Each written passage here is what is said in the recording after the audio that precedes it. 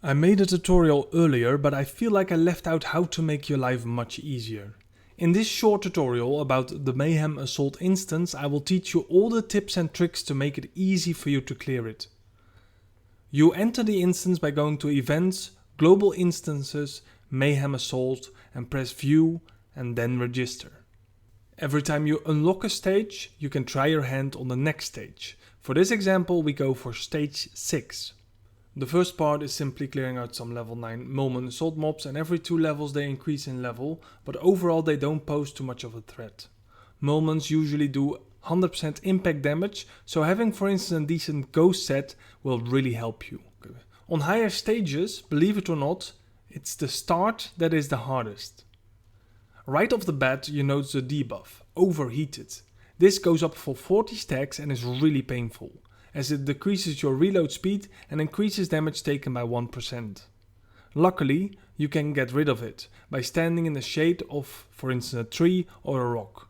For that reason, you try to kite the mobs to the shaded areas. After clearing some moments, you will need to destroy Nexus stones and shoot away a force field.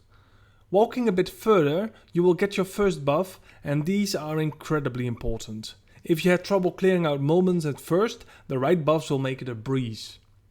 I will go into that in a bit, but be aware as there are also disadvantages. Now before you jump off, make sure to explore the tree just right from the jump off point, as it will lead you to a fallen soldier and you will get a free gift, a fluffy toy.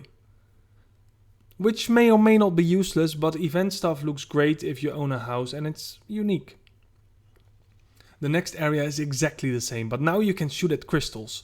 These are randomly positioned in small pink coves. Destroying one will again give you a buff. There are several negative buffs, and try never to pick one, as the disadvantage heavily outweighs the positive, with one exception I will tell you in a bit.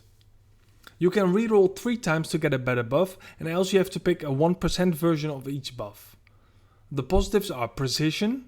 This increases your crit with 5%, yes, flat 5%. Having 4 or 5 of those will just make you crit a lot. Thus offensively and economically the best thus far. Might is increased damage dealt by 3%. This is my least favorite, as I think the buff is too weak compared to the rest. Haste is 5% more movement, which will help you evade boss lightning balls with ease and thus a solid pick. Resistant is decreased damage taken, and together with Precision, these are by far the top picks. 5 may not seem like a lot, but it actually is, as moments will simply not be able to hit you anymore after 3 or 4 with, for example, the ghost armor, and this makes the whole instance a breeze.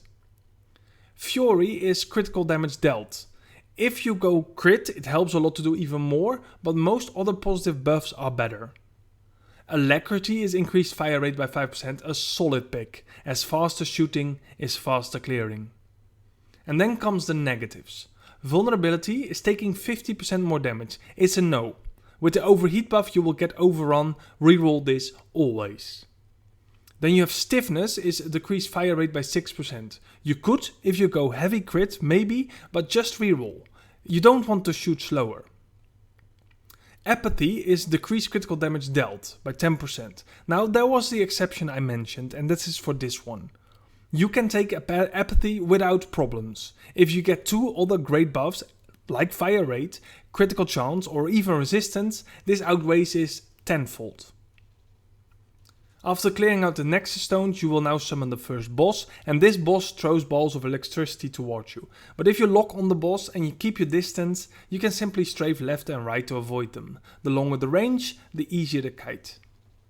After clearing the boss, the force field will open automatically. The next area is pretty much the same, but now it prepares you a bit for the final boss to come. This boss is immune until you kill at least one of its minions, and killing more will make the boss weaker and decrease his buff. Keep collecting every crystal. You will need all the buffs. Ideal, you want 4 precision, 2 haste, 2 alacrity and 4 resistance. This way you have all the tools to get the job done with ease. And then the final boss appears. Now when you jump off, do not rush towards the boss. He will be immune. And no need, just go to the right, towards the tree, clear out a few moments and the boss will not react to you still. You can even take a buff if it's in the right side cove. The boss is immune. It will drop its immunity for 25% health if you clear a Nexus Stone. However, the Nexus Stones are also immune and will become 10% weaker for each Mulman you kill. So the sequence is as follows. Kill about 4 Mulmans, destroy a stone, hit the boss until he becomes immune again, kill the smaller boss that will spawn, and repeat. Now do not go running around like a fool, you will just trigger a lot of Mulmans on you. Stay near the tree on the right side and keep focusing on keeping your overheated buff down.